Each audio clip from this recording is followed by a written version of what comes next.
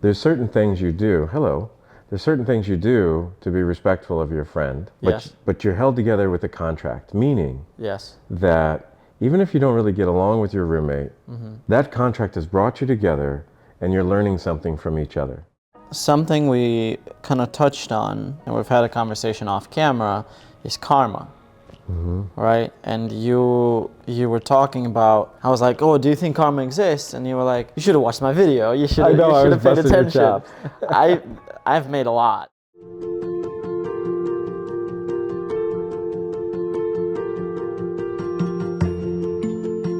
I have the lightest of understanding. I have glimpses of how I think karma works, the definition. If you do good, good come back. If you do bad, bad comes back to you at some point in life. That's all I can say about karma. I think karma is an expression of the energy of the understanding of an experience. What is that?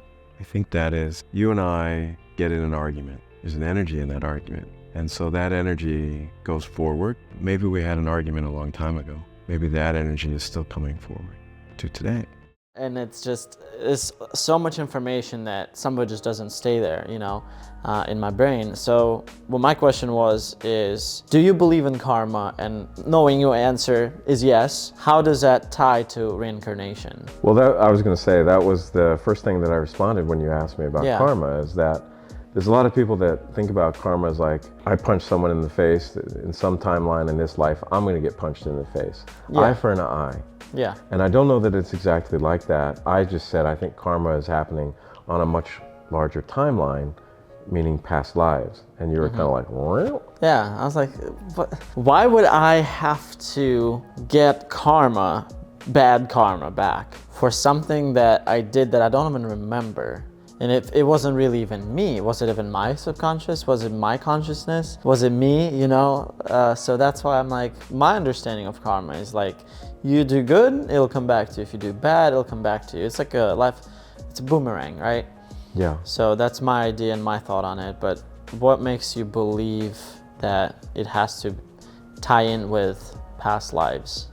Well, I think karma is also tied into other people around us. We travel in spiritual families is another part of the understanding. And so if you have a roommate and you're both on the same lease.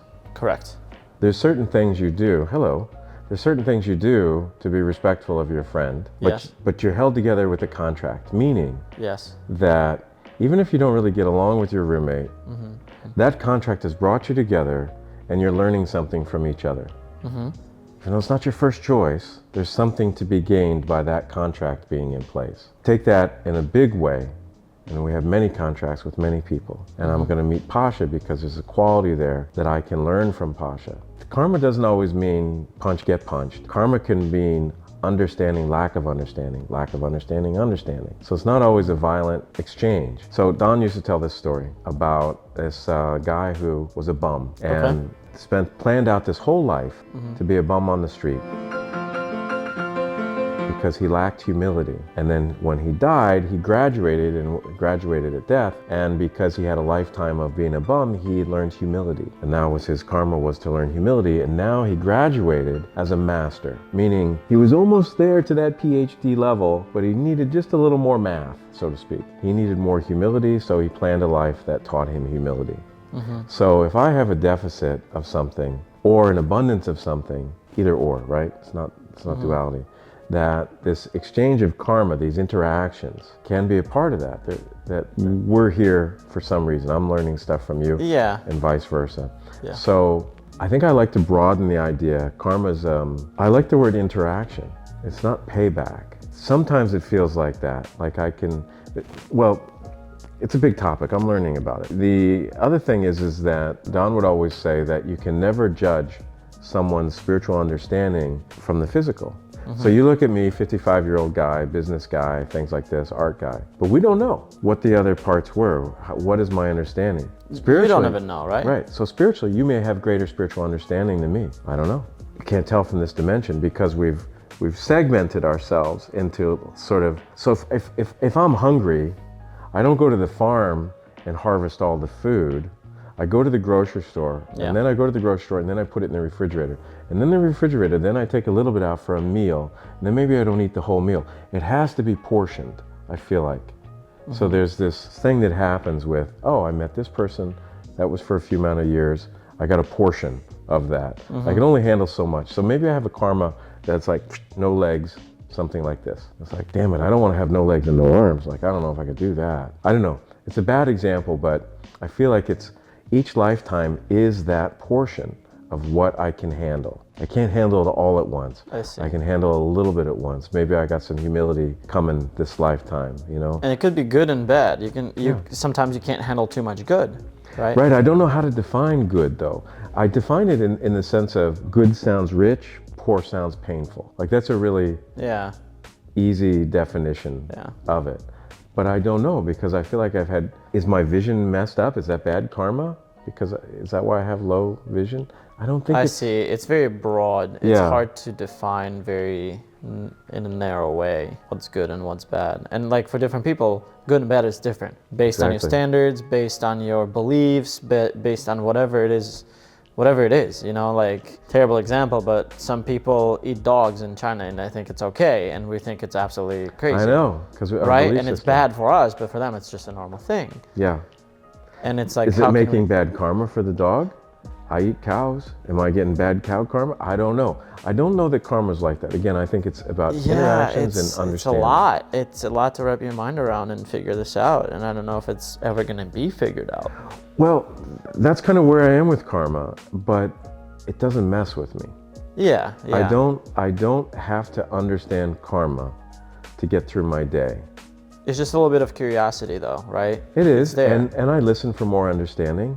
Okay. And because karma is one of the things that I would like to understand more, Mm-hmm. but it's not like I just go to the library and get a book on karma.